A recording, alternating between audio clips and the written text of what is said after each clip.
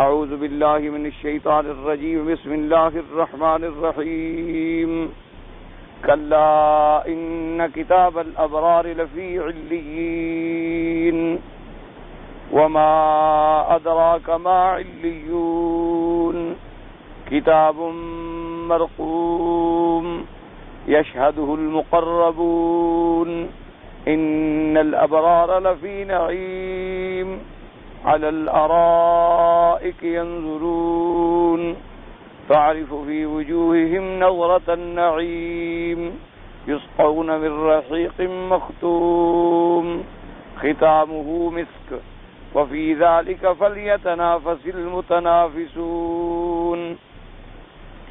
ومزاجه من تسنيم عينا يشرب بها المقربون.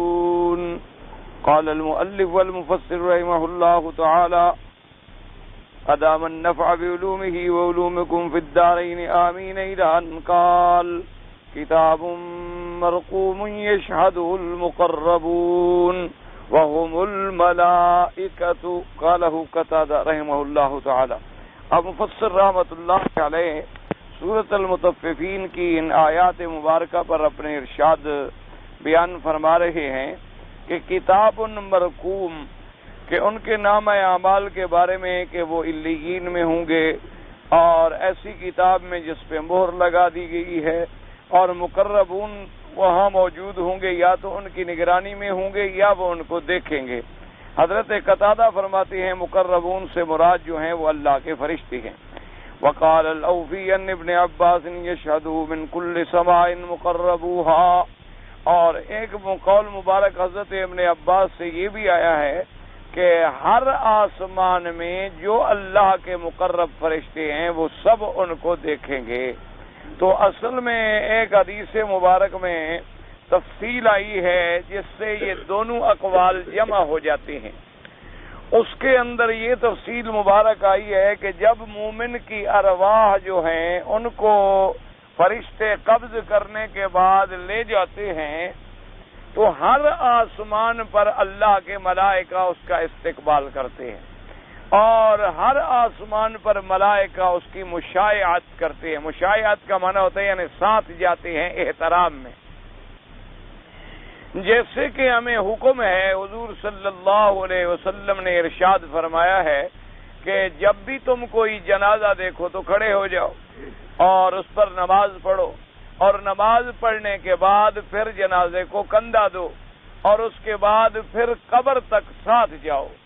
اور یہ بھی سنت ہے کہ قبر پر پہنچنے کے بعد اس وقت تک نہ بیٹھیں جب تک کہ وہ جنازہ رکھ نہ دیا جائے، بلکہ بعض روایات میں تو یہ آتا ہے کہ جب تک کہ وہ لحد میں نہ اتار دیا جائے سب کھڑے رہیں. لیکن جمہور اسی طرف ہیں کہ بھئی مراد یہ ہے کہ جب تک کہ جنازے کو کندھے سے اتار کے نہ رکھا جائے اس وقت تک جو ہے آدمی کھڑے رہیں. پھر جب جنازہ رکھ دیا گیا تو اب اگر بیٹھ جائیں تو بیٹھ جائیں، کھڑے رہیں تو کھڑے رہیں. تو اس طرح ایک مومن کا احترام جو ہے ہمیں حضور صلی اللہ علیہ وسلم نے بتلایا ہے کہ مومن کا احترام زندگی میں بھی ہوگا اور مومن کا احترام اس کی موت کے بعد بھی ہوگا. اسی لیے حکم ہے کہ مومن کی موت کے بعد جو ہے اسے فوراً غسل دیا جائے، اور غسل کے اندر بیری کے پتے ڈالے جائیں تاکہ اس کے بدن کی خوب صفائی ہو جائے. اور اس کے بعد حکم ہے کہ کافور اور دیگر خوشبویات جو ہیں جو بھی میسر ہوں وہ بھی ڈگائی جائیں. اور پھر جنازہ پڑھنے کے لیے مومنین جو ہیں اسے کندھوں پر لے آئیں. اور یہ بھی حکم ہے کہ اگر کوئی سوار ہے تو وہ جنازے کے پیچھے چلے، جنازے کے آگے نہ جائے. اگر پیدل چلنے والے ساتھ ہیں تو وہ آگے بھی جا سکتے ہیں، دائیں بھی چل سکتے ہیں، بائیں بھی چل سکتے ہیں، اور پیچھے بھی چل سکتے ہیں. اور اسی طرح حدیث مبارک میں یہ وضاحت بھی آئی ہے کہ کندھا دینے کے لیے بھی آدمی جب شریک ہو تو فرمایا کہ جنازے والے کی یعنی میت کے داہنی طرف سے ابتدا کرے اور پھر اس کے بائیں طرف سے ابتدا کرے، اسی طرح آگے سے اور اسی طرح پھر پیچھے سے، تاکہ اور جب اس کو اٹھا کے چلیں تو یہ بھی حکم ہے کہ آرام آرام سے چلیں کوئی ایسی تیزی نہ دکھلائیں جو میت کے گرنے کا ذریعہ بن جائے یا ناش کے گرنے کا ذریعہ بن جائے یا اس کی تکلیف کا باعث بن جائے۔ اسی طرح حدیث مبارک میں یہ بھی حکم ہے کہ جب قبرستان میں گزریں تو جوتے اتار دیں۔ ایک حدیث پاک میں آیا ہے کہ حضور نے حضرت بشیر الخصاصیہ رضی اللہ تعالی عنہ کو دیکھا کہ وہ قبروں میں چل رہے ہیں جوتا پہنے ہوئے، تو آپ نے فرمایا کہ نہیں، یہاں جوتا اتار دو۔ تو یہ قبروں کا ایک احترام کیوں ہے کہ مومن کا احترام ہو رہا ہے زندگی میں بھی اور مرنے کے بعد بھی۔ اور اسی طرح جیسے زندگی میں احترام ہے کہ جب آپ مومن پہ جائیں تو آپ کہیں السلام علیکم ورحمۃ اللہ وبرکاتہ، اسی طرح میت مرنے کے بعد بھی ان کا اکرام ہے کہ جب آپ قبرستان پہ گزریں تو کہیں السلام علیکم یا دار قوم مؤمنین انا انشاء اللہ بکم لاحقون انتم السابقون ونحن الاثر، اور ان کے لیے مغفرت کی دعائیں کریں کہ اللہ تبارک و تعالی ان کی قبروں کو نور سے بھر دیں اور اللہ تبارک و تعالی ان کی قبروں کو باغ جنت کا ٹکڑا بنا دیں۔ اسی طرح حتیٰ کہ حضور صلی اللہ علیہ وسلم نے گو یہ مسئلہ اختلافی ہے بعض ائمہ کے نزدیک کہ بعض ائمہ فرماتی ہیں کہ قبر پر جنازے کی نماز جو ہے وہ جائز ہے۔ امام ابو حنیفہ رحمۃ اللہ علیہ فرماتے ہیں کہ یہ حضور صلی اللہ علیہ وسلم کی خصوصیت تھی، کیونکہ حضور پاک کا دعا مانگنا اور حضور پاک کا کسی کی مغفرت کے لیے اپنے اللہ کے آگے عرض کرنا، چونکہ ایک حدیث مبارک میں یہ لفظ بھی آئے ہیں کہ حضور پاک نے فرمایا یہ قبور جو ہیں یہ اندھیروں سے بھری ہوتی ہیں اور میں اللہ سے امید کرتا ہوں کہ اللہ میری دعا سے ان کی قبروں کو روشن کر دیں گے۔ تو اس لیے امام صاحب رحمۃ اللہ علیہ فرماتے ہیں کہ وہ حضور پاک کی خاصیت تھی، لیکن باقی ائمہ فرماتے ہیں کہ نہیں، قبر پر چونکہ ایک دفعہ حضور پاک نے نماز پڑھی ہے تو لہذا نماز پڑھنا جو ہے جنازے کی وہ جائز ہے۔ تو چونکہ حدیث مبارک میں آتا ہے کہ ایک عورت تھی اور اسی طرح ایک نوجوان لڑکے کے بارے میں بھی آتا ہے کہ وہ مسجد کی صفائی کیا کرتے تھے، تو حضور پاک نے فرمایا کہ جب یہ فوت ہوں اور ان کی وفات کی مجھے اطلاع دی جائے۔ اتفاق کی بات یہ ہے کہ بعض روایات میں ہے کہ وہ دوپہر کا وقت تھا اور حضور آرام کے لیے لیٹ گئے تھے، چونکہ قیلولہ جو ہے دوپہر کو کھانے کے بعد تھوڑا سا لیٹنا یہ بھی سنت ہے محمد مصطفیٰ صلی اللہ علیہ وعلا آلہ واصحابہ وسلم تسلیما کثیرا کثیرا کی۔ تو صحابہ نے مناسب نہ سمجھا کہ حضور کے آرام میں خلل دیا جائے، تو انہوں نے نہ بتلایا۔ پھر جب حضور پاک نے پوچھا کہ اللہ اذن تمونی، تم نے کیوں مجھے خبر نہیں کی؟ انہوں نے کہا حضور آپ کے آرام کے پیش نظر ہم نے مناسب نہ سمجھا کہ آپ کے آرام میں خلل آئے، اور فرمایا دلونی علی قبرہ، مجھے اس کی قبر پر دلالت کریں کہ وہ قبر کہاں ہے، اور حضور تشریف لے آئے اور وہاں کھڑے ہو کر نماز جنازہ پڑھی۔ بعض ائمہ فرق فرماتے ہیں، وہ فرماتے ہیں کہ یوں دیکھیں کہ اگر اس کا جنازہ میت کا کسی نے نہیں پڑھا اور بغیر جنازہ پڑھے ہوئے دفن کر دیا گیا ہے تو اب مسلمان اس کی قبر پہ کھڑے ہو کر جنازہ پڑھ دیں۔ اور اسی طرح بعض ائمہ فرماتی ہیں کہ ایک میت کا جنازہ ہو گیا لیکن اس کا جو ولی تھا، مثلا بیٹا تھا، باپ تھا، قریبی رشتہ دار تھا، وہ جنازے میں شریک نہیں ہو سکا، تو فرماتے اس کو اجازت ہے کہ وہ قبر پہ کھڑے ہو کر جا کے جنازہ پڑھ لے تاکہ اس کو بھی جنازے کے اندر شراکت کا موقع مل جائے۔ بہرحال امام ابو حنیفہ رحمۃ اللہ علیہ فرماتے ہیں کہ یہ حضور پاک کے خصائص تھے، ان کی خصوصیت تھی، اور ان کی برکت، ان کی دعا، ان کا نماز پڑھنا، میت کے لیے دعا کرنا جو ہے وہ کسی اور کوئی مقابلہ نہیں کر سکتا۔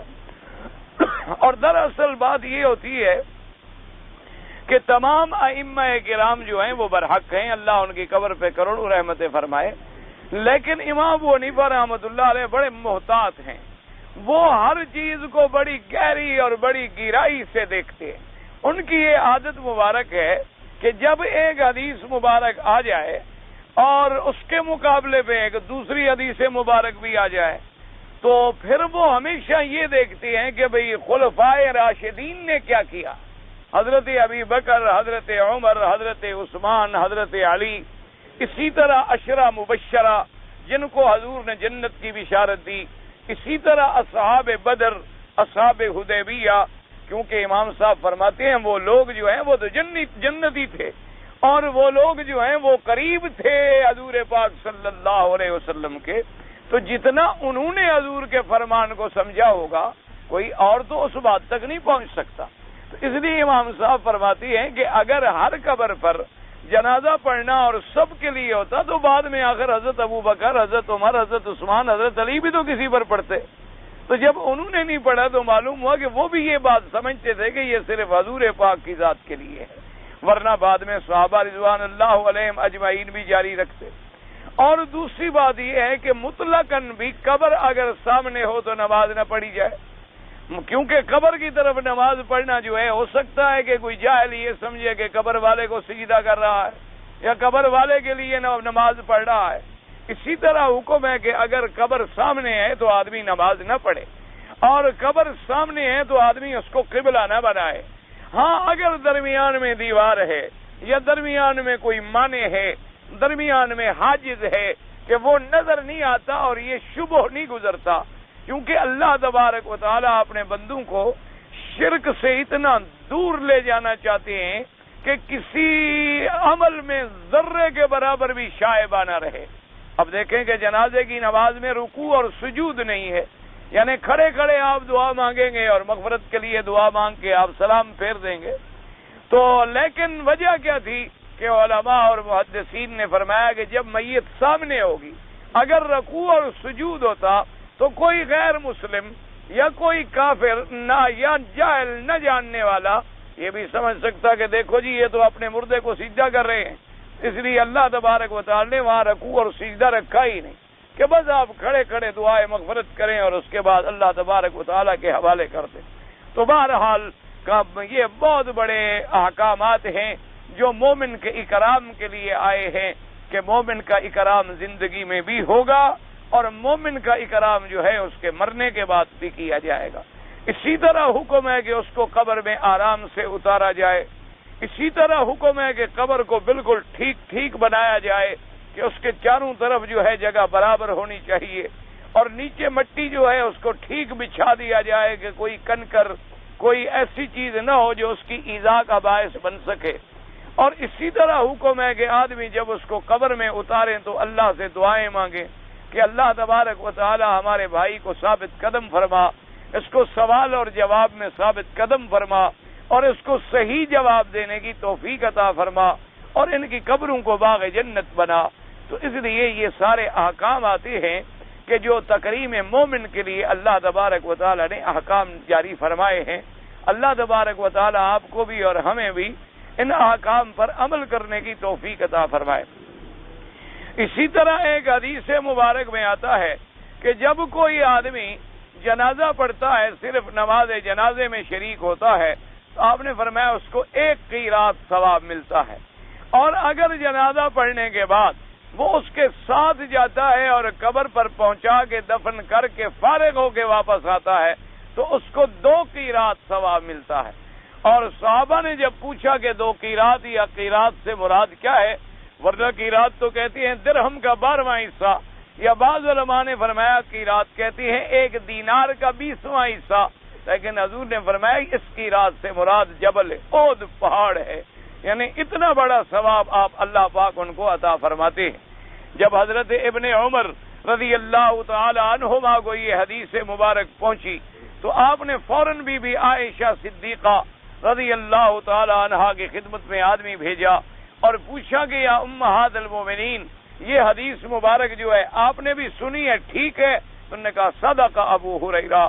بی عائشہ نے فرمایا ہاں ابو ہریرہ نے سچ فرمایا ہے، یہ صحیح حدیث ہے محمد مصطفیٰ کی صلی اللہ علیہ وسلم۔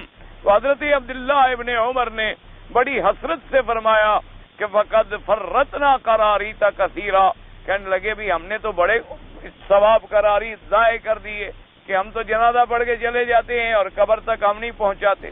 اور جیسے آج کل حال ہے کہ کوئی رشتہ دار ہو تو شاید آدمی یعنی اس لیے نہیں کہ ثواب حاصل ہوگا، اس لیے کہ برادری تانا نہ دے کہ بھی قبر تک نہیں آیا تھا، یا کوئی دوست ہوگا یا کوئی بڑا آدمی مر جائے، کوئی بڑا آدمی، کوئی دولت والا، کوئی پیسے والا، کوئی عہدے والا، کوئی کرسی والا مر جائے تو پھر جو لوگ نہ جاننا چاہتے ہوں وہ بھی چلے جاتے ہیں، اور چاہے وضو نہ بھی ہو تب بھی جنازے میں کھڑے ہو جاتے ہیں. لوگ دیکھیں کہ بھئی اس کو بھی بڑی محبت تھی، اور قبر تک بھی پہنچیں گے.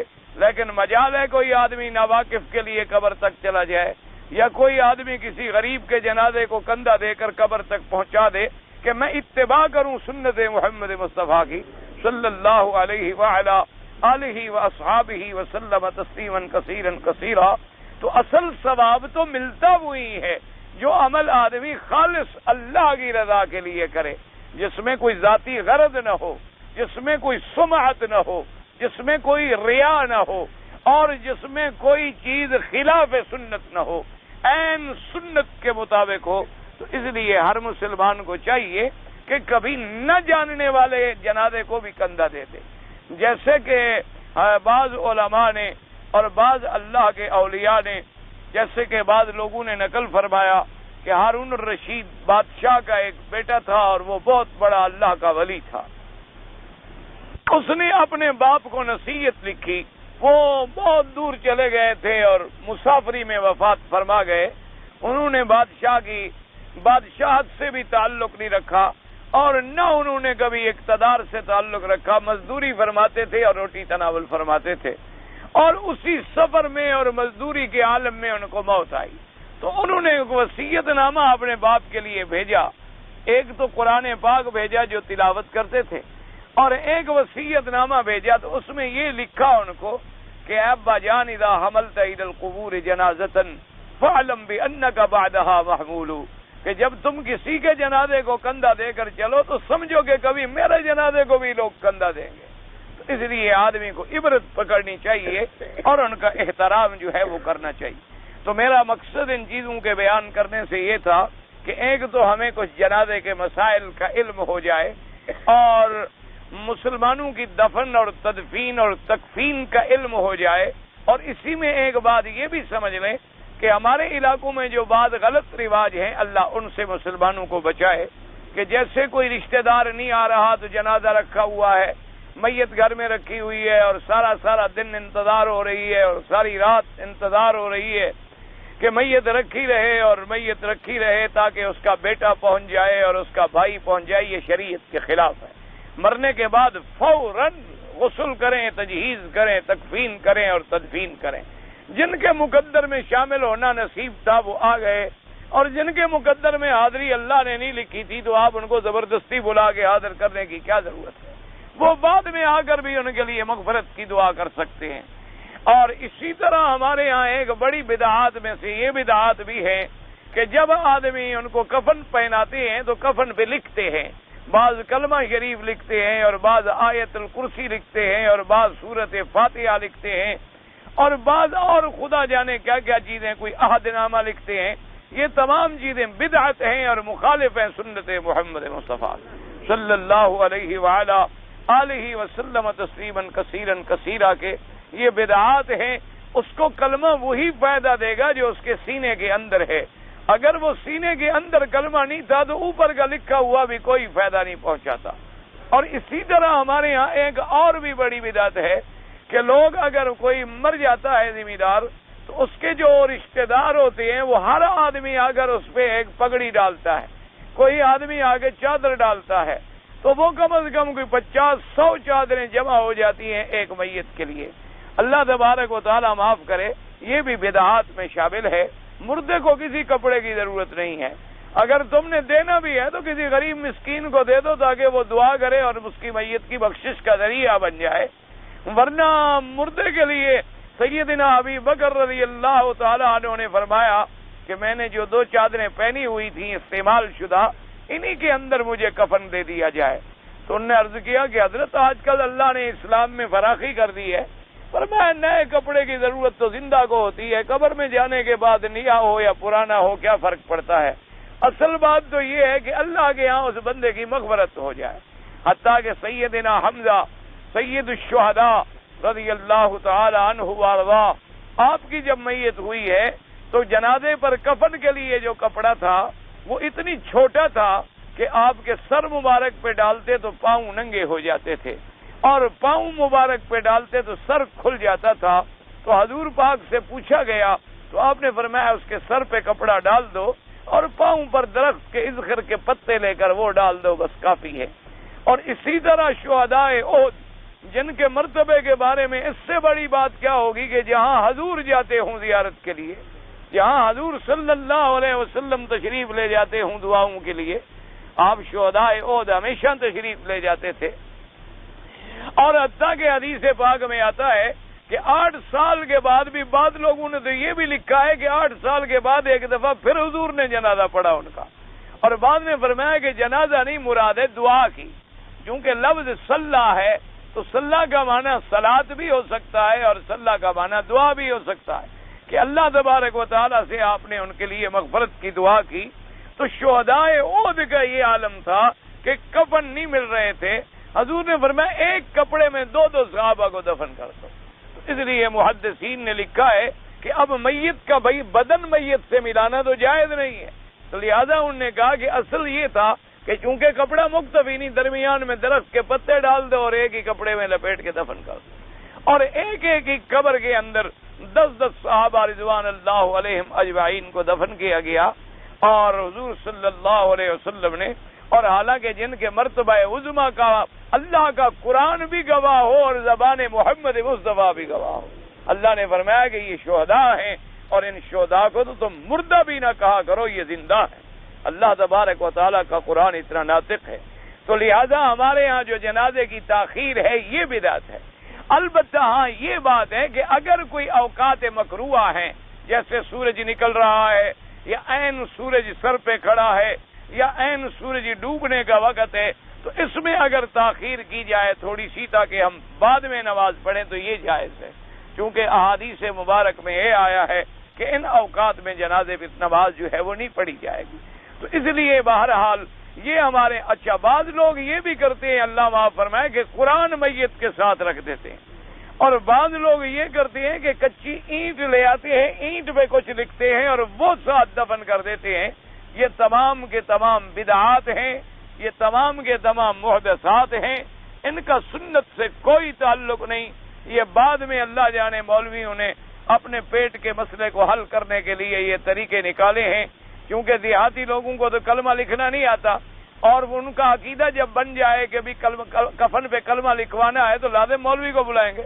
اب مولوی کو بلائیں گے تو مولوی مفت تھوڑا لکھے گا، بخشش کا معاملہ ہے تو مولوی بھی تو لین دین کرے گا نا آخر۔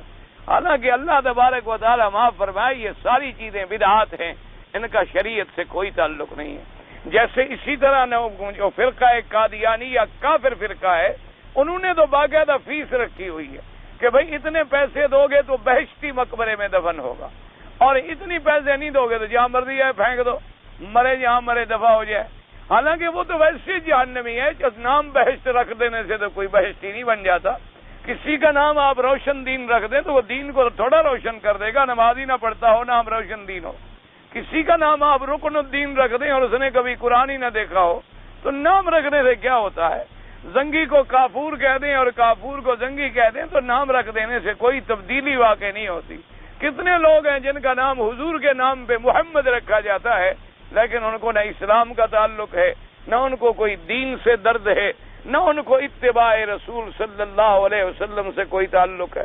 کتنے لوگ ہیں جن کے نام بڑے عجیب عجیب حضرت موسیٰ پیغمبر پہ رکھے گئے، جن کے نام حضرت عیسیٰ پیغمبر پہ رکھے گئے، حضرت زکریا کے نام پہ رکھے گئے، حضرت یحییٰ کے نام پہ رکھے گئے، حضرت یوسف علیہ السلام کے نام پہ رکھے گئے، لیکن عمل ایک بھی نہیں ہے پیغمبروں والا، تو نام رکھ دینے سے کیا ہوتا ہے؟ کسی کے نام سے تو کوئی فرق نہیں پڑ جاتا ہے۔ اللہ تبارک و تعالیٰ تو دلوں کو جانتے ہیں، ہمارے قلوب کو جانتے ہیں، ہمارے اعمال کو اور ہمارے احوال کو جانتے ہیں۔ اسی طرح بعض لوگ جب جنازہ لے کے چلتے ہیں تو بڑے شور شور سے ذکر کرتے ہیں، یہ بھی کوئی حدیث میں ثابت نہیں، یہ بھی بدعت ہے، اس کا بھی کوئی تعلق نہیں ہے سنت محمد مصطفیٰ سے، چونکہ حضور پاک صلی اللہ علیہ وسلم سے بڑا اللہ کا ذکر کرنے والا کون تھا؟ اگر یہ عمل ہوتا تو جس پاک نبی نے لبیک پڑھا کر پوری امت کو لبیک سکھلا دی تو وہ یہاں بھی ایک ذکر کرا کر ساری امت کو ذکر سکھلا دیتے۔ تو اصل میں تو جو چیزیں کرنے والی تھیں وہ حضور نے ہمیں کر کے سکھلا دی ہیں، اور جو چیزیں نہ کرنے والی تھیں نہ کر کے ہمیں بتلا دی ہیں کہ ان کو نہیں کرنا ہے۔ تو لہٰذا یہ باتیں جھگڑے کی نہیں ہیں. آج کل تو مصیبت ہے نا جی کہ ہر مسئلے میں ایک جھگڑا کھڑا ہو جاتا.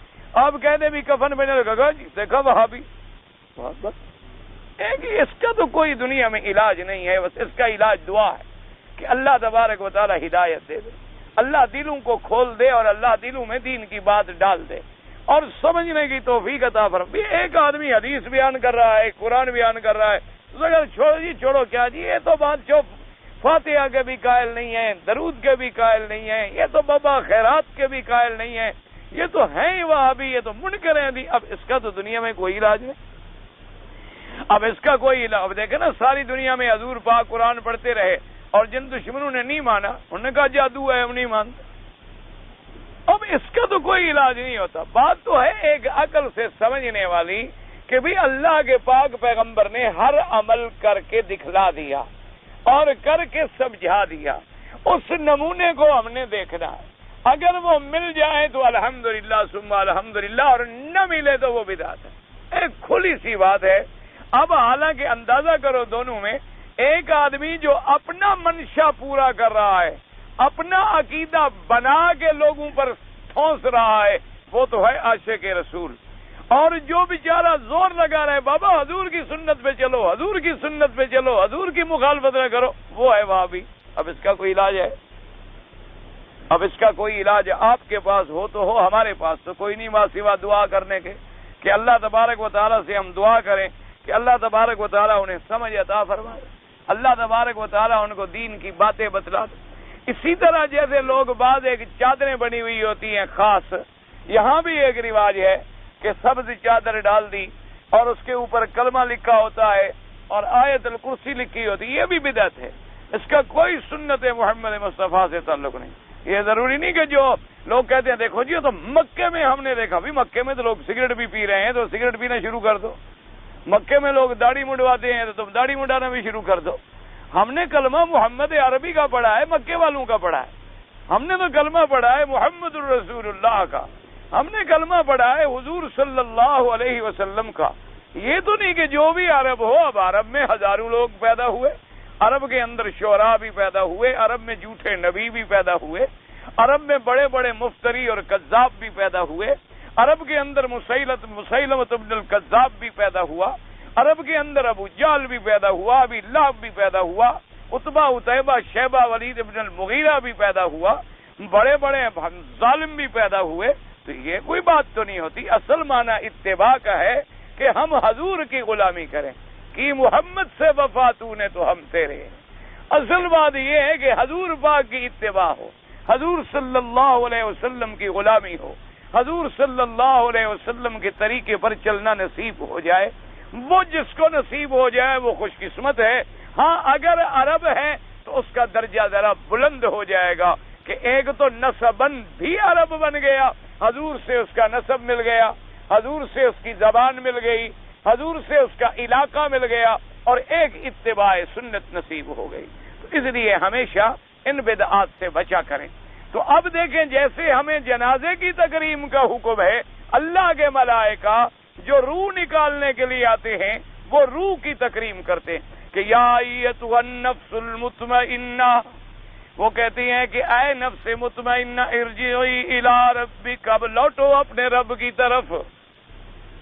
اور حدیث مبارک میں آتا ہے کہ ملائکہ جب آتی ہیں تو کہتی ہیں یا ایتھا النفس الطیبہ, کہتی ہیں کہ اے پاک نفس, اے پاک روح, تو پاک جسد میں تھی, اب اپنے رب کی طرف چلو, اس رب کی طرف جو تجھ پہ راضی ہے, تجھ پہ ناراض نہیں. اور پھر وہ یہ بھی حدیث مبارک میں آتا ہے کہ جیسے مسلمان ہم جسد کو کفن پہناتے ہیں, اللہ کے فرشتے جو ہیں وہ ارواح کو جنت کے کفن لے کے آتے ہیں اور ان میں لپیٹ کے لے جاتے ہیں. اب ارواح کو جاننا تو اللہ کا علم ہے, ہم تو نہیں جانتے کہ روح کیا چیز ہے, کیونکہ اللہ نے فرما دیا ہے کہ روح جو ہے وہ میرا, یسألونک عن الروح قل الروح من امر ربی. اب اللہ تبارک و تعالیٰ کے وہ فرشتے جب لے جاتے ہیں تو پھر ملائکہ پوچھتے ہیں کہ بھئی یہ کس مومن کا روح ہے, وہ کہتے ہیں فلاں بندے کا روح ہے. پھر وہ ساتھ ساتھ جاتے ہیں اور علیین میں جا کے اس کے روح کو بھی پہنچاتے ہیں, ان کے نام اعمال کو بھی پہنچاتے ہیں, اور وہاں ملائکہ درخواست کرتے ہیں کہ مولا ہمیں اجازت دو ہم اس کے نام عمل کو دیکھیں کہ کس وجہ سے تو نے ان کو اتنی عزت بخشی ہے کہ تیرے فرشتے بھی استقبال کر رہے ہیں۔ اور خوش نصیب تو وہ لوگ ہیں کہ جن کے جنازے میں اللہ کے 70,000 فرشتے اترے۔ یہ مرتبہ بھی ملا ہے تو صحابہ کو ملا ہے رضوان اللہ علیہم اجمعین۔ اور بھی اللہ کے اولیاء پر فرشتے آتے ہوں وہ تو ہم نہیں جان سکتے، وہ تو بات یہ تھی کہ حضور نے دیکھ لیا اور فرما دیا اور ہمیں علم ہو گیا، ورنہ تو ملائکہ تو آخر دنیا میں بھرے ہوئے ہیں۔ آپ قرآن پڑھ رہے ہیں، ملائکہ اوپر کھڑے ہیں، اسی طرح ملائکہ حافظہ ہیں، اسی طرح ملائکہ کرامن کاتبین ہیں، تو اسی طرح کوئی بڑی بات نہیں۔ اللہ تبارک و تعالی یہ نعمت جو ہے دوسروں کو بھی نصیب فرما دے، تو اس لیے فرمایا یشہدہ المقربون۔ اور مقربون کون ہیں؟ قال قتادہ الملائکہ، اس سے مراد جو ہے اللہ کے ملائکہ ہیں۔ حضرت ابن عباس رضی اللہ تعالی عنہ نے ذرا زیادہ وضاحت فرما دی، فرمایا مقربو کل سماء، یعنی آسمان میں جو ملائکہ مقربین ہیں وہ جو ہیں وہ اس کے لیے حاضر ہوتے ہیں یا مشاہدہ کرتے ہیں، کیونکہ یشہدہ کا لفظ جو ہے دونوں معنوں کو محتمل ہے، یا تو وہ حاضر ہوتے ہیں یا معنی حاضر ہونے کا نہیں، معنی مشاہدہ کرنے کا ہے، اس کے نام اعمال کا مشاہدہ کرتے ہیں۔ لیکن اللہ تبارک و تعالیٰ کے حکم سے دعا بھی کیا کریں جب رحمت کی بات آئے کہ اللہ پاک ہمارا ایمان پہ خاتمہ فرما دیں، اور اللہ تبارک و تعالیٰ ہمیں حسن ختام نصیب فرمائیں، کیونکہ میرے آقا نے فرمایا انما الاعمال بالخواتیم، کہ اعمال کی دار و مدار ہوگا اور شام کو کافر ہوگا، شام کو ایمان والا ہوگا اور صبح کو کافر ہوگا۔ یہ تو دور ایسا ہے، آپ دیکھ لیں پوری دنیا میں کہیں عیسائیت کی مشینری حرکت میں ہے، کہیں ہندو کی مشینری حرکت میں ہے، اور جو غریب لوگ ہیں مسلمان جو بھوکے مر رہے ہیں ان کو پیٹ بھرنے کے بدلے میں مسلمان ہونے سے کافر بنایا جا رہا ہے۔ لاکھوں لوگوں کو ہندو بنایا گیا، لاکھوں لوگوں کو عیسائی بنایا گیا، لاکھوں لوگوں کو اسلام کے راستے سے ہٹایا گیا۔ اللہ تبارک و تعالی ہمارے حال پہ رحم فرمائے۔ اور ایک مسلمان ہے جو خواب غفلت میں پڑا ہے۔ مسلمان بھی کوئی عجیب قوم ہے، بس اللہ رحم فرما دے۔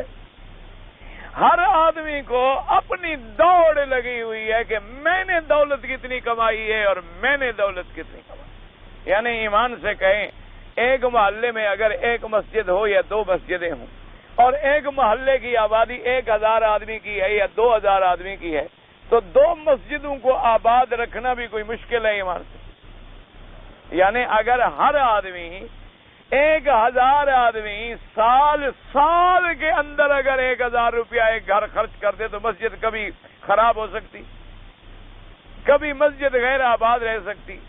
یعنی آپ جائیں مسلمان ملکوں میں، بہت خوش نصیب ہیں وہ ملک مسلمانوں کے جہاں مسلمانوں کو اللہ نے یہ جذبہ دیا ہے کہ مسجدیں آباد ہیں، مسجدیں معمور ہیں، مسجدیں بنی سنوری ہوئی ہیں، اور بہترین قاری قرآن پڑھ رہے ہیں، اور نماز کے وقت باقاعدہ جماعت ہے۔ ورنہ مسجدیں تو نو ہیں، آپ جائیں یعنی آپ گاڑیوں میں بسوں میں سفر کریں، روڈ کے کنارے پر آپ کو سینکڑوں مسجدیں ملیں گی، لیکن اندر جائیں نہ پانی ہے وضو کے لیے، نہ نماز پڑھنے کے لیے کوئی پرچہ ہے، کسی میں اتنی گھاس کھڑا ہے، کسی میں اتنی مٹی پڑی ہوئی ہے، کوئی دیوار ٹوٹی ہوئی ہے اور گری ہوئی ہے کہ ڈر کے مارے آدمی اندر داخل ہو کے نماز نہیں پڑھ سکتا ہے، اور کہیں نماز پڑھنی ہو جب پانی نہیں ملتا وضو ہی نہیں کرتا، غریب کرے کیا، کیسے نماز پڑھے بیچارہ؟ اب دور پانی موجود ہے، جب وہ دور جاتا ہے تو پھر نماز بھی وہی پڑھ لیتا ہے، مسجد اسی طرح ویران کی ویران رہ جاتی ہے۔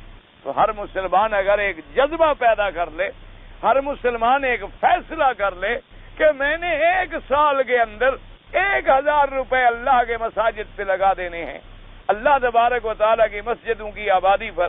اور جو لوگ تم یہاں رہتے ہو یا خلیج میں رہتے ہیں یا باہر کے ملکوں میں رہتے ہیں، ان کے لیے 1000 روپے کی کیا قیمت ہے ایمان سے کہ 1000 روپے کی کیا قیمت بنے گی؟ یعنی کتنے پیسے بن جائیں گے آپ کے؟ 40-50 روپے شاید بن جائیں، اتنی پیسے بنیں گے آپ کے، اور 1000 روپیہ جو ہے بن جائے گا، اور باقاعدگی سے بھیجا جائے تو مسجد۔ اللہ تبارک و تعالی اس موجودہ حکومت کو اور خادم الحرمین کو جزائے خیر دیں۔ اللہ پاک کہ انہوں نے مسجد النبی دیکھیں، مسجد الحرام دیکھیں، مسجد قباء دیکھیں، مسجد القبلتین دیکھیں، یعنی مسجدوں سے تو عشق ہے نین کو، ایسے عشق ہے جیسے مسجدوں کے لیے دیوانگی ہے کہ جہاں اللہ کا گھر ہے بس بناؤ، جہاں مسجد ہے ماشاءاللہ تعمیر کرو، جہاں مسجد ہے ماشاءاللہ آباد کرو، اور ایسی ایسی مساجد بنا دی ہیں حقیقتاً کہ دیکھ کے آدمی کا دماغ ہل جاتا ہے اور دل سے دعا نکلتی ہے کہ اللہ تبارک و تعالیٰ جنہوں نے تیرے گھر آباد کیے ہیں تو انہیں آباد رکھ۔ اللہ تبارک و تعالیٰ کا جو گھر بناتا ہے تو اللہ دنیا میں بھی بدلہ دیتا ہے اور آخرت میں بھی بدلہ دیتا ہے۔ حدیث پاک میں آتا ہے من بنا للہ مسجدا بن اللہ لہ بیتا فی الجنہ۔ تو ان لوگوں کو ہم نے دیکھا ہے ماشاءاللہ کہ عرب کے اندر مساجد کا عشق ہے، جزاہم اللہ خیرا، اللہ ان کو جزائے خیر عطا فرمائے۔ آپ جدے میں جا کے مساجد دیکھیں، حیران ہو جاتا ہے کہ ماشاءاللہ اچھا کسی نے کوئی اعلیٰ گھر بنایا ہے، کوئی محل بنایا، ساتھ مسجد بنائی، اور مسجد بھی اسی معیار کی ہے جس معیار کا اس کا محل ہے، اسی طرح کا میٹیریل لگا ہے، اسی طرح کا پتھر لگا ہے، اسی طرح کا ماشاءاللہ سینٹرل ایئر کنڈیشن ہے، اسی طرح کے کارپٹ بچھے ہوئے ہیں، اسی طرح کے فانوس لگے ہوئے ہیں۔ اللہ کے گھروں کو بھی ساتھ روشن کیا ہے۔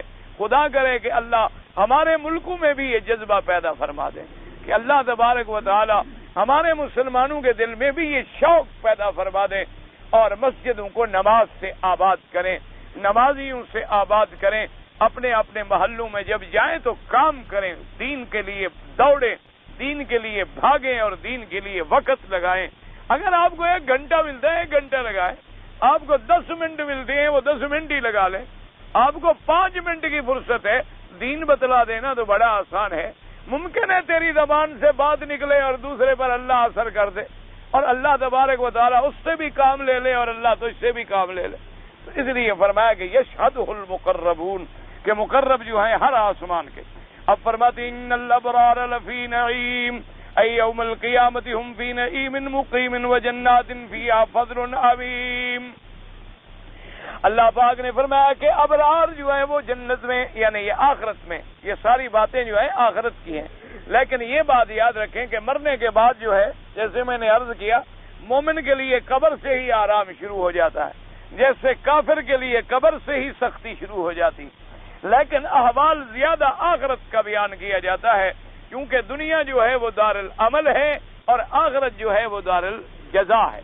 فرمایا ان الابرار لفی نعیم، کہ ابرار جو ہیں وہ نعیم نعمتوں میں ہوں گے۔ فرمایا کیا مطلب؟ یعنی یوم القیامت ہم فی نعیم مقیم، قیامت والے دن وہ ہمیشہ والی نعمتوں میں ہوں گے۔ وجنات فیہا فضل عظیم، اور ایسے باغ جنتوں میں ہوں گے جس میں اللہ کا فضل ہی فضل اور رحمت ہی رحمت ہوگی۔ علی الارائک ینظرون وہی السرر تحت الحجال ینظرون کی نمانا ینظرون فی ملکہم وما آتاہم اللہ من الخیر والفضل الذی لا ينقضی ولا یبید۔ اللہ نے فرمایا علی الارائک ینظرون، کیا معنی؟ وہ تختوں پہ ہوں گے، وہ ایسے تخت جو پردوں کے نیچے بنائے جاتے ہیں۔ اریکہ، ارائک جمع اریکہ کی ہے۔ علماء نے فرمایا اصل اریکہ کہتے ہیں، جیسے میں نے خلاصہ درس میں بھی عرض کیا تھا کہ یہ رواج ہوتا ہے نا جی کہ شادیوں میں دولہا دلہن کے لیے بڑے آدمی جو ہے کمرے کے اندر پھر ایک پلنگ تیار کرتے ہیں اور اوپر پردے باندھتے ہیں اور پھول کی پتیاں لٹکاتے ہیں اور باقاعدہ ایک ماشاءاللہ اس کے لیے اندر ایک حجرہ تیار ہو جاتا ہے۔ تو ایسے پلنگوں پہ بیٹھے ہوں گے اور ینظرون دیکھتے ہوں گے۔ مفسرین نے فرمایا کہ 2 قول ہیں، کیا دیکھتے ہوں گے؟ ینظرون فی ملکہم، اللہ نے جو ان کو ملک دیا ہوگا، جو جنت دی ہوگی، جو رقبہ دیا ہوگا، جو باغ دیے ہوں گے، ان کو دیکھیں گے، نعمتوں کو دیکھیں گے، ایسی نعمتیں کہ لا یبید ولا یفنا، جو نعمتیں کبھی ختم نہیں ہوں گی اور کبھی فنا نہیں ہوں گی، کیونکہ وہ تو جنت کی نعمتیں ہیں ہمیشہ رہنے والی، تو وہ ان کو دیکھ دیکھ کے خوش ہو رہے ہوں گے۔ علی الارائک ینظرون، ایک، اور دوسرا معنی وکیل معنی علی الارائک ینظرون الی اللہ عز وجل۔ بعض علماء نے فرمایا کہ یہ بھی ترجمہ ہے کہ وہ اپنے رب کی طرف دیکھتے ہوں گے، یعنی ان کو اللہ کی رؤیت نصیب ہوگی۔ هذا مقابل لما وصف به أولئك الفجار كلا إنهم عن ربهم يومئذ لمحجوبون وذكر هؤلاء أنهم يباحون النظر إلى الله عز وجل وهم على سررهم وفرشهم کہ کافروں کو اللہ اپنی دیدار سے محروم کر دیں گے، لیکن مومن جو ہے ان کو دیدار نصیب ہوگا اور وہ اپنے پلنگوں پہ ہوں گے، اپنے تخت پہ ہوں گے اور وہیں بیٹھے بیٹھے بھی اپنے پروردگار کی زیارت کریں گے۔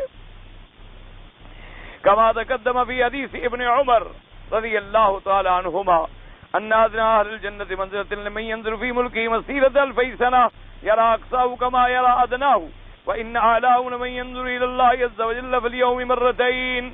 حضرت ابن عمر رضی اللہ تعالی عنہما فرماتے ہیں، فرمایا ان ادنى اهل الجنة منزلة، کہ جو جنت والوں میں سب سے چھوٹے درجے کا جنتی ہوگا، فرمایا اس کو اللہ اتنا ملک دیں گے کہ 2000 سال تک دیکھتا رہے، اتنا تو ملے گا ادنا کو، جو ادنا جنتی ہوگا۔ اور فرمایا پھر اللہ اس کے لیے ایسے آسان کر دیں گے کہ 2000 سال کی مسافت کا جو رقبہ ہے اس کو آخر بھی ایسے نظر آئے گا جیسے پہلا نظر آئے، سب آپ سامنے ہو، سب اس کے اللہ سامنے کرے۔ اور فرمایا وَإِنَّا اعلیٰ درجتاً، اور جو اعلیٰ درجے کا جنتی ہے، فرمایا ينظر الى اللہ مرتين، اس کو اللہ اپنی زیارت دن میں 2 دفعہ نصیب کریں گے۔ تو اس کا تو اتنا بڑا مرتبہ ہوا نا، جو اپنے مالک کو دیکھے گا، جو اپنے پروردگار عالم کو دیکھے گا۔ تو فرمایا کہ یہ حدیث مبارک پہ گزر چکی ہے، تو اس لیے بعض مفسرین نے فرمایا کہ علی الارائک ینظرون کے 2 اما ینظرون فی ملکہم وَإِمَّا يَنظُرُونَ إِلَى اللَّهِ عَزَّ وَجَلَّ۔ ویسے اگر غور کریں نا جی، تو اللہ کا کلام بڑا جامع ہوتا ہے۔ اللہ کا کلام جو ہے قرآن پاک بڑا جامع معنی تام اور ایسا جملہ ہوتا ہے کہ سارے اقوال کو مشتمل ہوتا ہے۔ کیا معنی؟ اپنے ملک کو بھی دیکھیں گے، اپنے رب کو بھی دیکھیں گے، اپنے نعمتوں کو بھی دیکھیں گے اور اپنے پروردگار عالم کی بھی زیارت کریں گے، کیونکہ اللہ تبارک و تعالیٰ نے تو لفظ میں پابندی نہیں لگائی نا کہ کیا دیکھیں گے۔ اللہ نے فرمایا علی الارائک ینظرون، تو ینظرون الی ھذا وینظرون الی ھذا، اپنے ملک کو بھی دیکھیں گے اور اپنے پروردگار عالم کی بھی زیارت کریں گے۔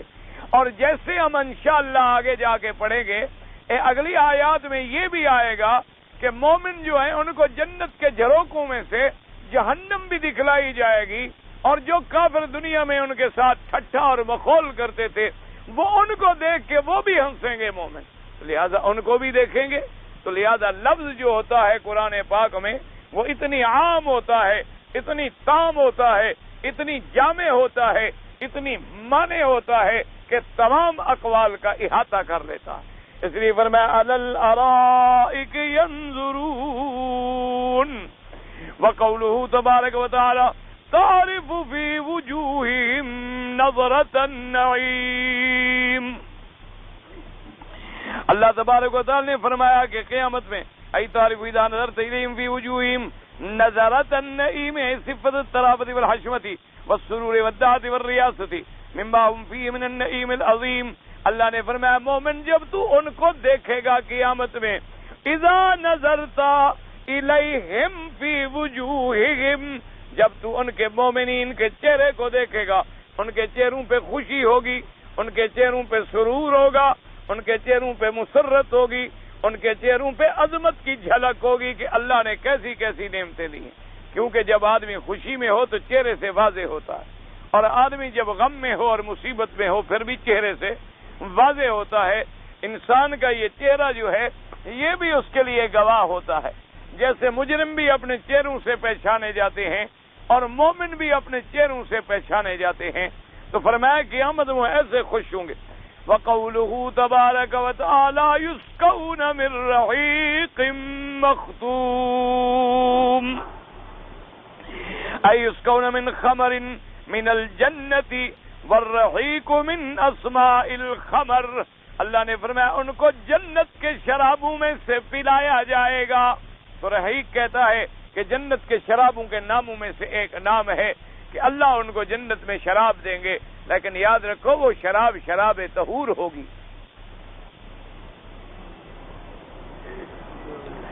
اصل میں تو اللہ پاک اپنے بندے کو بدلہ دیتے ہیں نا. اب دنیا میں مرد کے لیے ریشم حرام ہے، اللہ قیامت میں ریشم دیں گے.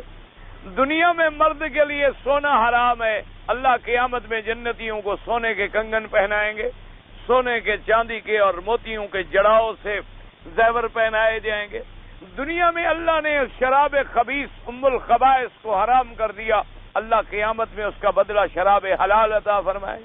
اللہ نے دنیا میں زنا حرام کر دیا، ہر عورت کی طرف نظر مارنا حرام کر دیا. تو جن لوگوں نے ایمان پہ قائم رہے اللہ ان کو قیامت میں حوریں عطا فرمائیں گے اور ایسا ایسا بدلہ عطا فرمائیں گے کہ یہ دنیا کی نعمتیں مقابلہ کیا کر سکتی. یہ تو عارضی چیزیں ہیں، ان کا تو کوئی تصور ہی نہیں ہے. اس لیے فرماتے ہیں کہ رحیق جو ہے وہ نام ہے. قال ابن مسعود ابن عباس مجاہد الحسن وقتادہ وابن زید قال الامام احمد حدثنا حسن قال حدثنا زهير عن سعد بن المحاصر الطائي نتيجة بن سعد الأوفي عن أبي سعيد الخدري رضي الله تعالى عنه وراه قد رفعه إلى النبي صلى الله عليه وسلم قال أيما مؤمن سقى مؤمنا شربة ماء على زماء سقاه الله تعالى يوم القيامة من الرهيق المختوم وأيما مؤمن أطعم مؤمنا على جوع أطعمه الله من ثمار الجنة وأيما مؤمن كسى مؤمنا ثوبا على أرى كساه الله من خضر الجنة. اس حدیث پاک میں آتا ہے حضرت ابی سعید خدری رضی اللہ تعالی عنہ نے روایت فرمائی ہے، رفعہ الی النبی صلی اللہ علیہ وسلم، نے مرفوع فرمایا حضور پاک نے کہ جو بندہ دنیا میں کسی پیاسے کو پانی پلائے اللہ قیامت والے دن اس کو جنت کے رحیق المختوم سے پلائیں گے. یعنی کوئی آدمی پیاسا تھا، پیاس سے بس تکلیف محسوس کر رہا تھا، آپ جلدی دوڑے پانی بھرا اور اس کو پلا دیا. اللہ فرماتے ہیں اس کا بدلہ ہم دیں گے، تمہیں جنت کی شرابیں پلائیں. اور فرمایا اسی طرح کوئی مومن کسی بھوکے کو کھانا کھلا دے، کہ ایک بھوکا ہے بیچارہ گھر میں بیٹھا ہے، غریب ہے، مسکین ہے، اس کے گھر میں کچھ نہیں پکائے، اس نے اپنے گھر سے پکایا اٹھایا اور پہنچا دیا. فرمایا اللہ نے کہ قیامت میں ہم تجھے جنت کے کھانے کھلائیں گے، جنت کے پھل کھلائیں گے. اور فرمایا اسی طرح ایما مومن کسا مومنا علی ارن، اگر میرا مومن بندہ کسی مومن کو دیکھے کہ وہ غریب ننگا ہو رہا ہے، کپڑے نہیں ہیں، پھٹے پرانے میلے ہیں، ان کو کپڑا پہنا دے، اللہ اس کو قیامت میں جنت کے لباس میں سے لباس پہنائیں گے بدلے میں. اس لیے اللہ تبارک و تعالیٰ اس کو پورا پورا بدلہ عطا فرمائیں. اس لیے کوشش کیا کریں. مسلمانوں کوئی تکلیف نہیں ہے، ہر آدمی کے پاس 10-10 20-20 جوڑے ہوتے ہیں. آپ نے جو پہن لیا ہے کچھ پرانا ہو گیا ہے، اگر آپ وہ غریب کو دے دیں گے تو اس کا تو سال گزر جائے گا. اگر آپ کے گھر میں 10 کھانے پک رہے ہیں، ایک غریب کو آپ کھلا دیں گے تو کوئی فرق نہیں پڑے گا. اب یعنی نعوذ باللہ اب ایسے دور میں ہم آ گئے ہیں کہ بڑے بڑے امیر لوگوں کے گھر میں کھانے پکتے ہیں اور وہ گٹر میں پھینک دیے جاتے ہیں، وہ باہر آگے ڈبوں میں پھینک دیے جاتے ہیں، ان کو لپیٹ کے سڑکوں پہ ڈال دیا جاتا ہے بیماریاں پھیلانے کے لیے، لیکن کسی غریب کے منہ میں نہیں ڈالے جاتے. انا للہ و انا الیہ راجعون. اسی طرح آپ دیکھ لیں کہ ایک آدمی کے گھر میں الماریوں کی الماریاں کپڑوں سے بھری ہوئی ہیں اور ساتھ کے گھر میں بچے جو ہیں وہ بیچارے پہننے کا کپڑا نہیں رکھتے ہیں، لیکن اس کو توفیق نہیں ہوتی کہ میں نیا نہیں دے سکتا، اپنا پہنا ہوا تو ان کو دے دوں جو آپ نے پہن لیا ہے. اور دے گا کب؟ جب پھٹ جائے گا، جب پرانا ہو جائے گا، جب گل جائے گا، جب سڑ جائے گا، اس میں بدبو پھیل جائے گی. اب دیکھے گا کہ بالکل قابل تو رہا نہیں، چلو یار کوئی فقیر کو دے دو. اللہ تبارک و تعالیٰ تو دلوں کو جانتے ہیں، تمہارے اعمال کو جانتے ہیں. کم از کم تم اپنے لیے جو پسند کرتے ہو اپنے بھائی کے لیے بھی وہی چیز پسند کرو. اگر تم نے 6 مہینے پہن کر اپنے غریبوں کو بھیج دیا تو وہ تو خدا جانے 2-2 سال اسی کپڑے میں گزار لیں. اللہ تبارک و تعالی ہر مسلمان کو یہ توفیق عطا فرمائے تو کوئی آدمی ہاتھ اٹھا کے بھیک نہ مانگے کبھی. اور اس کے بعد فرماتے ہیں وقال ابن مسعود رضی اللہ تعالی عنہ فی قوله تعالی ختامہ مسک اے خلطہ مسک، یعنی اس کی مہر جو ہے وہ لگائی، یا مسک مانا ملونی ہوگی. ختم وقالوا فی طیب اللہ علیہ الخمر وکان آخر شیء جعل فیہا مسک ختم بمسکن. فرماتی ہیں کہ اللہ پاک نے ان کے شراب جو ہیں ان کو بھی پاک بنا دیا ہے ان کی مہر جو ہے وہ بھی مشک کی ہوگی اور اس کا ختم جو ہے وہ بھی مشک کا ہوگا. وَقَذَا قَالَ قَتَادَةُ وَالضَّحَاكُ وَقَالَ إِبْرَاهِيمُ الْخِتَامُ یعنی اس کا خاتمہ جو اچھا تھا تو آگے مل بھی اچھی چیز رہی ہے.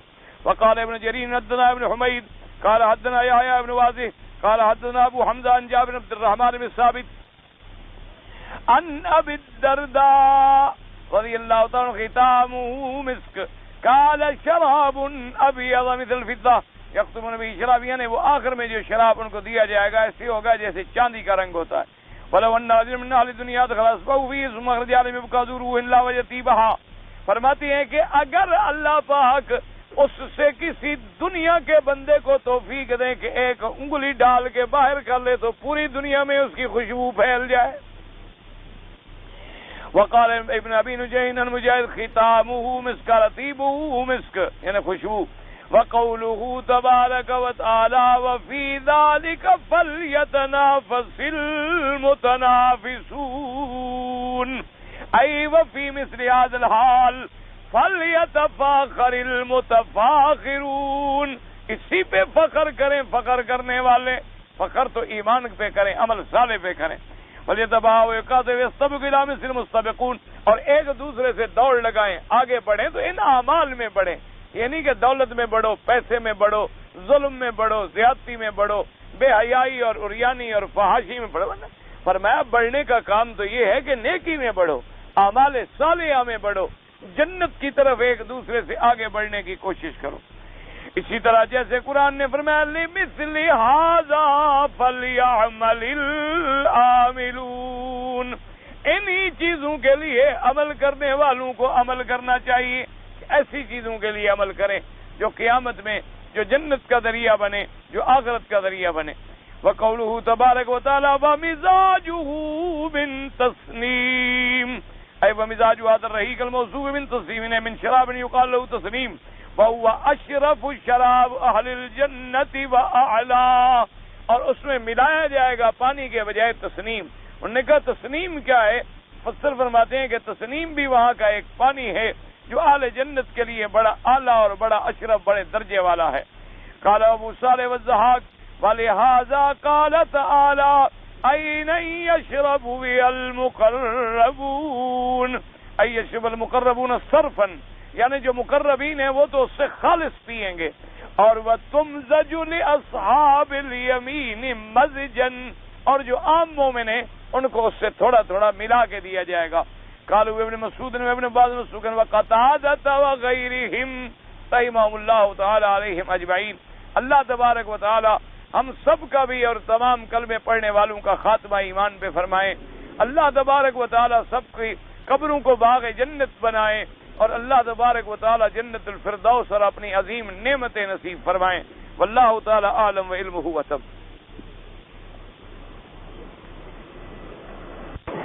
کہتے ہیں جی کہ غیر مسلم سے اگر ہم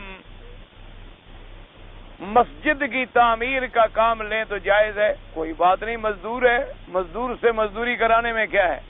کوئی مزدور ہو مزدور مسلمان ہے مزدور غیر مسلم ہے کوئی ایسی بات نہیں. اور ویسے بھی یہ تجربہ ہے کہ بعض مقامات پر ایسا بھی ہوا ہے کہ جب غیر مسلموں کو ایسی چیزوں کے مشاہدہ کرنے کا موقع ملا تو ان کو اسلام کی دولت نصیب ہو گئی. اب جیسے دیکھیں کہ قرآن پاک کا جو مدینہ شریف میں پریس لگا ہے بادشاہ سلامت نے اللہ ان کو جزائے خیر عطا فرمائے جس میں یہ قرآن شریف چھپ رہے ہیں. یہ دنیا کا سب سے بڑا پریس ہے. قرآن کا پریس پوری دنیا میں اتنا بڑا نہیں. اور جس انداز میں وہاں اللہ کے قرآن کا کام ہو رہا ہے تو وہاں جو مشینری لگانی تھی تو اس مشینری لگانے کے لیے کچھ کافر آئے تھے غیر مسلم لوگ آئے تھے اپنا فرینچ. انہوں نے جب دیکھا کہ مسلمان کو اپنی کتاب کا اتنا احترام ہے کہ اتنا قیمتی کاغذ اتنی چھپائی اتنی لکھائی ایک ایک حرف پر کمیٹی بیٹھی ہوئی ہے کہ کہیں زبر غلط نہ ہو زیر غلط نہ ہو کہیں اس کا خط عثمانی کے طرز سے کوئی طرز غلط نہ ہو جائے. اور پھر جو ٹکڑے بچ جاتے ہیں ان کے لیے ایک خاص مشین لگائی گئی ہے اس میں وہ ڈالے جاتے ہیں جو اس کو جلا کے راکھ بنا کے فضا میں ملا دیتی ہے کہ پاؤں میں نہ آئیں. تو انہوں نے جب دیکھا تو کئی لوگ جو تھے وہ مسلمان ہو، کئی لوگ جو تھے وہ اسلام قبول کرائے. اللہ تبارک و تعالی نے ان کا ذریعہ بنا دیا اسلام قبول کرنے. تو اس لیے بہرحال کافروں سے لین دین کرنا یا معاملات کرنا یا ان سے کسی کام میں مزدوری لینا تو کوئی بات نہیں. حضرت سلیمان علیہ السلام نے جب بیت المقدس کی تعمیر کرائی ہے تو جنات ہی تو تعمیر کرتے رہے سارے. تو جنات جو تعمیر کرتے تھے وہ سارے کے سارے مسلمان تو تھے نہیں. اسی لیے تو اللہ پاک نے ان کو وفات کے بعد بھی کھڑے رکھا تھا کہ یہ ڈر کے ہمارے کام میں لگے رہے. تو اس لیے بہرحال اگر ان سے ایسا کام لیا جائے تو کوئی منع نہیں. لیکن موجودہ حالات میں یہ ہے کہ اگر ہمیں مسلمان ملے تو زیادہ بہتر، اس کو ہم ترجیح دیں تاکہ ہم ہر لحاظ سے فائدہ جو ہے وہ مسلمان کو پہنچے. مسلمان زیادہ محتاج ہے، زیادہ مستحق ہے، لیکن شرعاً اگر ان سے کام کرایا جائے تو کوئی منع نہیں. حضرت ادریس علیہ السلام پہلے جنت میں داخل ہو گئے تو کیا ہے، اللہ کے انبیاء حضرت عیسیٰ علیہ السلام بھی تو جنت میں بیٹھے ہیں. حضرت ادریس علیہ السلام کے بارے میں بھی روایات میں آتا ہے کہ ان کو بھی اللہ نے آسمانوں پہ اٹھایا ہے، اور اگر وہ آسمانوں پہ ہیں لیکن صحیح روایت میں نہیں ملتا تو بہرحال عیسیٰ علیہ السلام کے بارے میں تو موجود ہے. تو یہ پہلے یا بعد کے فیصلے تو اس وقت ہوں گے جب جنت کے داخلے کا مسئلہ شروع ہوگا.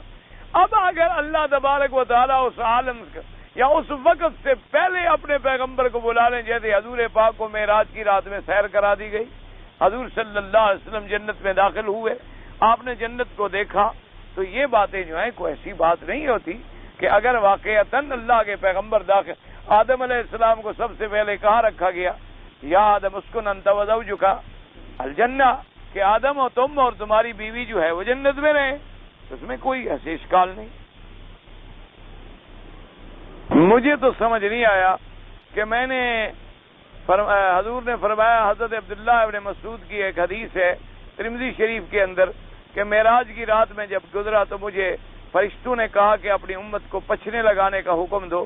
پچھنے کا کیا معنی ہے؟ پہلے تو اصولی بات یہ ہے کہ تم کبھی کتاب لے کر عشاء کے بعد آؤ، مجھے وہ حدیث دکھلاؤ، کیونکہ جب تک حدیث کا باب نہ دیکھا جائے، ترجمہ نہ دیکھا جائے، سیاق اور سواق نہ دیکھا جائے تو معنی سمجھ نہیں آتا. ویسے بچنے کا معنی ہوتا ہے یہ جو خون نکالنے کے لیے فسق کرتے ہیں، ہم رگ کاٹتے ہیں نا، بعض لوگ خون نکال دیا گندا اور پھر بند کر دیا، اس کو کہتے ہیں پچھنے. لیکن وہاں مراد کیا ہے؟ جب تک ساری آگے پیچھے حدیثیں نہ دیکھی جائیں تو ایسے آدمی نہیں بیان کر سکتا.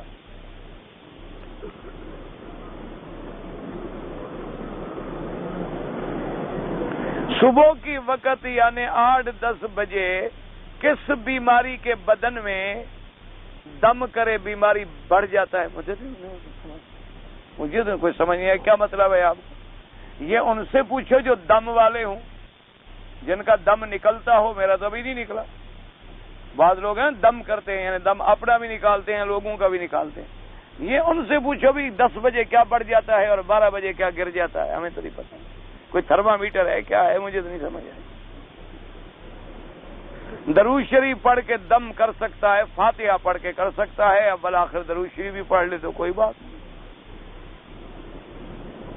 ایک چیز ہے ناجائز اور دوسرا چیز ہے حرام. پہلے وہ بتاؤ نا کون سی چیز ناجائز اور کون سی چیز حرام. مجھے کیا پتا تم ناجائز کس کو کہہ رہے ہو. یہ پتہ نہیں سوال کرتے ہیں یا فارغ ہوتے ہیں بیچارے اصل میں سارا دن. بابا یہ اصطلاحات ہوتی ہیں. ایک ناجائز تو آپ اردو میں کہتے ہیں، حرام عربی کا لفظ ہے. مجھے کیا پتا تم ناجائز کس کو کہہ رہے اور حرام کس کو کہہ رہے. یہ کوئی سوال تو نہ ہوا نا. ایک حلال حرام زیادہ لفظ استعمال ہوتا ہے کھانے پینے کی چیزوں میں کہ یہ چیز کھانا حلال ہے اور یہ کھانا حرام ہے. اور جائز ناجائز ہوتا ہے افعال میں کہ یہ کام کرنا جائز ہے اور یہ کام کرنا ناجائز ہے محاورے میں. ویسے تم نے کہاں پڑھا ہے مجھے کیا پتا. تمہارا پوچھنے کا مقصد کیا ہے؟ جب مجھے سوال ہی سمجھ نہیں آئے گا تو میں جواب کیا دوں گا. علیین اور علیون میں کیا کوئی فرق ہے؟ جمع کا صیغہ ہے. وہ وا کے ساتھ جمع ہے، وہ یہ کے ساتھ جمع ہے. جب کہیں ضمہ ہو تو جمع وا کے ساتھ آتی ہے، کسرہ ہو تو یہ کے ساتھ آتی ہے۔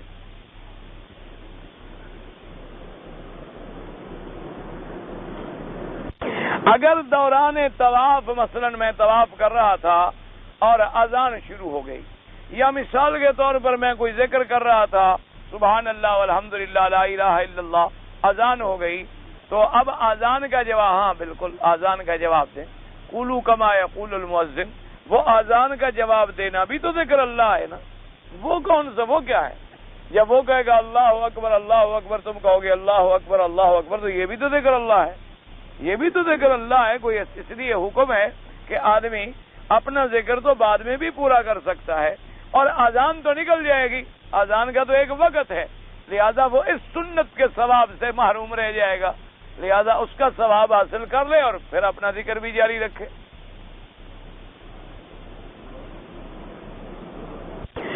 مردہ کے پاس رونے کا کوئی نقصان ہوتا ہے؟ ہاں بالکل ہوتا ہے، منع ہے۔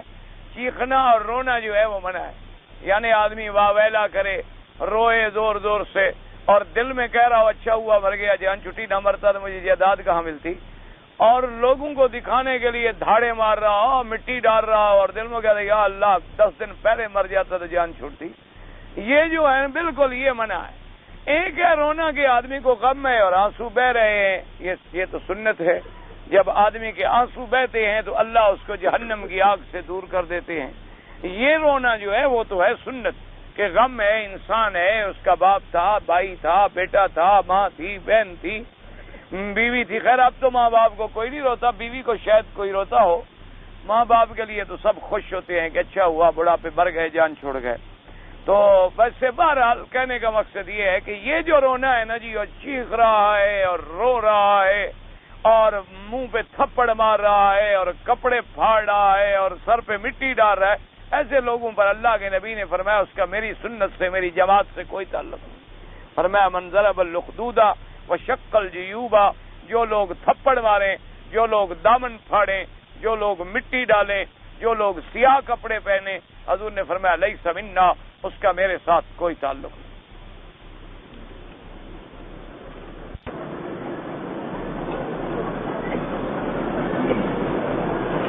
ایک آدمی ہے، اس نے آپریشن کرانا ہے، لیکن ڈاکٹر یہ کہتے ہیں کہ آپریشن میں اس کو 3 دن تک سیدھا لیٹنا ہوگا، ہلنا نہیں ہوگا، تو نماز کا کیا کرے؟ اسی طرح اشارے میں پڑھ لے، اشارے سے ادا کر لے، اب اللہ کی مرضی ہے، وہ تو مجبور ہے، اللہ تو جان رہے ہیں نا، کیا کرے غریب، اس کے تو پلے میں کچھ نہیں۔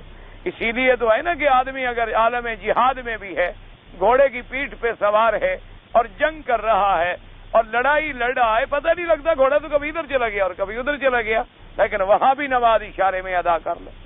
اور اس کے اندر بھی کوئی ایسے حالات ہیں کہ وہ نہ تیمم کر سکتا ہے، نہ کوئی کرانے والا ہے، تو مجبور ہے قضا کر لے گا، کیونکہ معذور ہو گیا غریب۔ ورنہ بہتر یہی ہے کہ وہ اپنا باوضو لیٹ جائے، اور اس کے بعد اگر وضو مشکل ہے تیمم کر لے، تیمم تو ہاتھ